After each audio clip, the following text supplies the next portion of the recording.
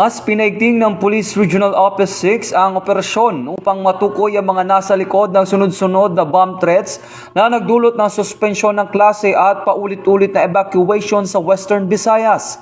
Ayon kay Police Brigadier General Josepino Ligan, ang Regional Director ng Police Regional Office 6, nakakuha na ang mga investigador ng ilang mobile numbers na may kaugnay sa mga banta. Ngunit patuloy pa ring bine-verify ang pagkaakilanlan ng mga nagpadala.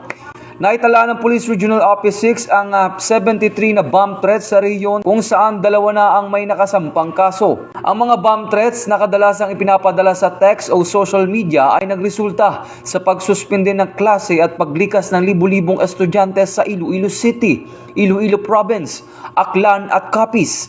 Mariing kinandina ng mga lokal na opisyal ang mga panggugulong ito na nagdulot ng takot sa mga mag-aaral.